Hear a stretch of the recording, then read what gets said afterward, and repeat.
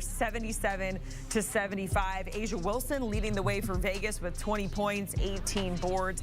Kennedy Carter, as you just saw there, she was absolutely phenomenal, giving her team a shot to win. Ultimately, they lost, but she had 25 points herself. But the Aces, they come away with the win and their 2-game slump. And for the Sky, they're still 8th in the WNBA standings, but have lost 3 straight.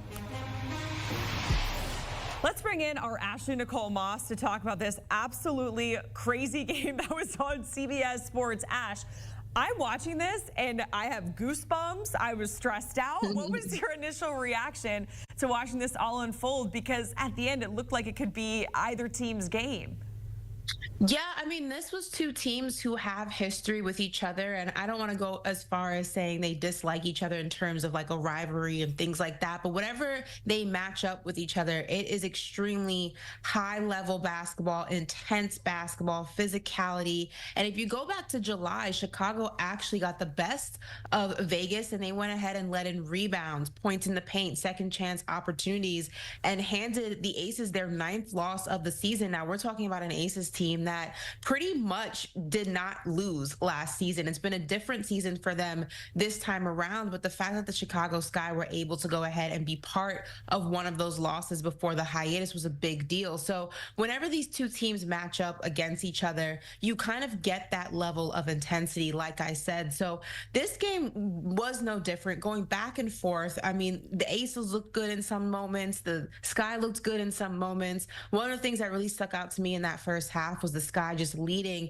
in 3-pointers, and not only 3-point attempts, but 3-pointers made. And the Aces were really struggling. It came down to the physicality and the defense and doing things in spite of the 3-ball not falling. And it came down to a thriller. Ash, thank you so much. We're going to have more from Ashley in just a moment. Want to get another recap here. The Aces, of course, coming away with a win in this tight contest with the Chicago Sky ultimately coming out on top, 77-75. Asia Wilson leading the way for Vegas. It was Kennedy Carter for the Sky. A thrilling ending there and very, very exciting in Chicago. But ultimately, it was the Aces that come up with the dub.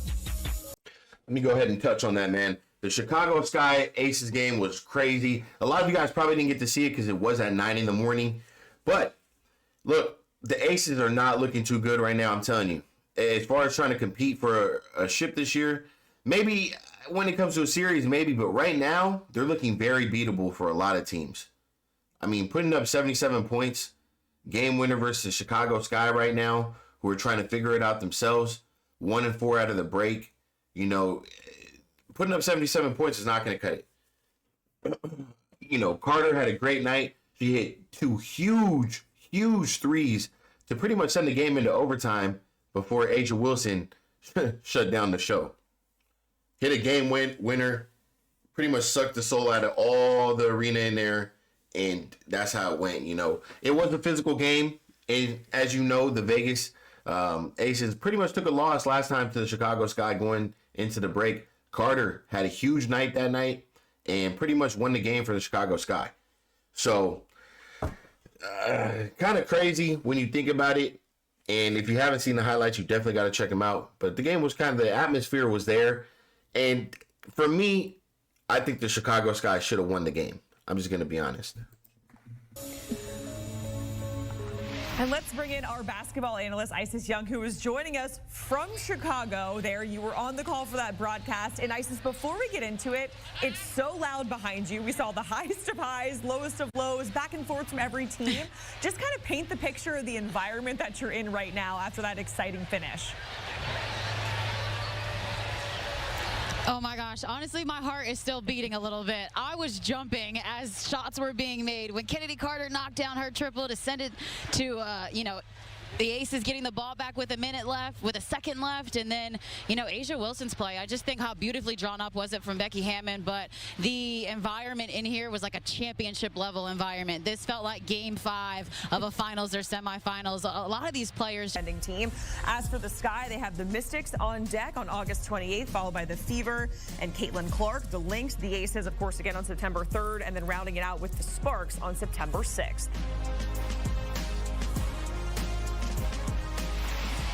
And let's welcome in Ashley Nicole Moss to talk about this exciting matchup. And Ash, there were points in this game where the Aces might not have looked like the back-to-back champs here. What is your concern level for Vegas? I know they come out with a win, but it was a really, really close one. Are you concerned that the back-to-back champs are looking this way as we're approaching the playoffs there in the W? You know what? No. And I think that that's a really interesting question, right? Because I think whenever you talk about champs and back-to-back champs and reigning champs, you know, you can only run the league for so long. And that's any league, you name it. Every dynasty comes to an end. And that's not because the team's not as good. It's just because their competition has gotten a lot better. And also, when the tape is out on what a team does really well, what they struggle in, it's easier to go ahead and figure out a point of attack when you have more history to kind of go back to.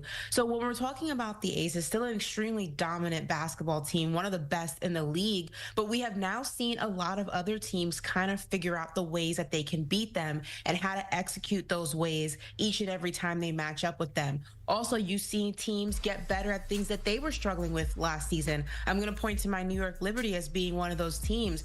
This is a team that last season kind of struggled in ways that they're not struggling this season. They look a lot more dominant, a lot more in the flows of a game is a lot more than it was this time last year. So I'm not going to go ahead and knock the Aces. Like I said, still a really good team, but you can't underestimate the competition of this league, the new talent in this league, and how that's ultimately affecting their ability to run through teams like they're used to. Yeah, when we talk about new talent that's in the W, of course, we have to think about Angel Reese, who just tied the rookie single-season record for double-doubles. Of course, Kennedy Carter, she was phenomenal as well with that game-tying three. But if we look at the Sky as a whole, currently 8th in the WNBA standings, how do you evaluate their performance as we're looking down the home stretch here and then for seasons to come if this core does stay together? So, look, I'm going to touch on something real quick before we move on. The Aces are looking very beatable right now, and she is correct. I could point out maybe 4, 5, 6 teams right now that could beat the Aces if they play the right way. I know for sure 3 of them. The Aces just, they don't really have it to the point where they're consistently putting up 95 points how they used to. Like, if you look back earlier on in the season, they're putting up 94, 89, 96. You know what I'm saying? Right now, 77 points. That to me, I just can't get over. Asia Wilson, you know, she took 28 shots tonight. Wasn't very effective. Eight shots fell, I believe. But at the end of the day, they got it done. That's the one thing that they might have over, pretty much an advantage over a lot of teams in the league. They have been in those championship moments. They have been in those playoff moments. They have a great coach. And they have great vets. So that's the only thing that I'm going to say about the Aces that can hold them together, man. They've been there and they've done that, and, you know, they got that experience. So we'll see. But I'm just not liking what I'm seeing and hold from a team from them. But Chicago, they got a lot of work to do. This is going to be a fantastic team for seasons to come. I can't put too much expectations on a team that, you know, has new faces on it, has gone through a lot of changes. And also, when you talk about rookies, as dominant as Angel Reese has been, this is still a learning season for her. And I think that people sometimes put this crazy amount of pressure on rookies, Caitlin Clark included, to come in and save a franchise and turn it around in a single day. That's never how it happens. It's rarely how it happens. I mean, even if you want to go ahead and look at the NBA, Wemby didn't come in to the Spurs and make them a championship. It doesn't work like that. But when you have a roster and a core that you can keep together, and when you have a rookie like Angel Reese, who has so much talent, so much promise, her ceiling is so high, that makes you excited for the future. And that is what franchises are looking for. Nobody has unrealistic expectations, except maybe fans, that anybody's going to come in and turn a team that wasn't a championship contender into one. But you hope that each and every season you get better, and you get better in areas that you need to get better. You get better overall as a team, as a franchise. And then that pattern continues so that hopefully 2, 3 years, 4 years down the road, you're having a different conversation. And I think the Chicago Sky are very much in that conversation, on that path to being a team we talk about when we start talking about championship contenders. So, look, for me, you're pretty much like throwing in the towel on the season for the Chicago Sky. That's what it sounds like. Nobody expects the Chicago Sky to win a championship. Nobody ever said that. But I think you're mistaking what we're requesting is for Angel Reese to have a better offensive skill set. So we're requesting that to be improved on. A lot of the people who talk basketball, nobody says Angel Reese is just I guess I shouldn't say that because they do say that. What I'm trying to say is the main reason they talk bad about Angel or they say she needs improvement is because her offensive skill set. They don't, if her offensive skill set was down, she's putting up a solid 15 without rebounds. Nobody would say anything about her double doubles. But her double doubles have to consist of 5, 6, 7 free throws and maybe 2, 3, 4 buckets made and rebounds, which you can't knock her rebounding. A lot of these girls in WNBA, they simply just don't know how to box out. Angel Reese she's gonna outwork them every time. Every time. Or you want to try to jump with me and I rebound? Every time I'm beating you. Give me my 15 rebounds a night. Give me it. I need it. That's light work for her. She's done it versus every team. There's not one team out there that's out-rebounding Angel, maybe besides the Liberty. And that's it. As of right now. They need to learn simple fundamentals. Box out. Move your defender back. It's that easy, but you guys want to keep jumping with Angel in the air. She's going to beat you every time. Besides that, the Chicago Sky, you're right. In some ways, they do have a lot of improvement. If they could stay together and keep things in control over there, then yes, you're right. They do have a chance to become a good team. But for them to make a trade mid-season like that, and then we're still having issues, that's not a good look. I get it. But now if we look at this roster, we got Izzy Harrison, who's 39 years old, who I think personally should be playing way more minutes than 6 minutes a game. With her skill set, she should definitely be playing more than what she's playing. We got Rachel. She just came in. I think she should get more minutes. But right now, when you look at the Sky, I don't even think they're using Cardoso the right way. They got the pieces. But honestly, I don't see Cardoso being happy there. Especially as the big who knows she's the better finisher around the rim than Angel Reese. Cardoso has a way better offensive game than Angel Reese. And I feel like Cardoso should be grabbing double-doubles too. Easy. Cardoso can easily put up 12 to 15 points a night if you guys give her the opportunity and the looks. You guys need a better point guard to get her involved. Coach Spoon, you got to start getting that big involved. She's 6'7", with beautiful footwork and hands. Easy touch around the rim. And she can run the floor to some degree. That's just my take on it, man. Chicago Sky, besides that, we'll see who else stays around and glues around. Because we're talking about 2-3 years. 2-3 years, I mean, where are we going to be at in 2-3 years? How do you know this team is even going to be gelled together? We're talking about right now. I want to talk about right now and maybe next year. That's what I'm worried about. How are we going to look this year and next year to finish off the season? Who's going to buy in? What are we going to improve on? What are we going to take away from this season?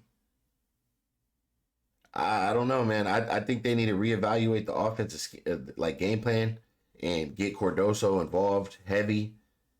Carter, she's been doing her thing. Angel Reese, she's got to get better around the rim and just in general offense. And they got to find a person who's going to consistently shoot 3 balls. Right now, the Chicago Sky don't have that person. It's supposed to be Rachel Banham. I just feel like she's been a little on and off. Maybe she's not comfortable yet, but I know she has the capability of doing it. But right now, the Chicago Sky don't have a dependent 3-ball shooter like they did with Mabry.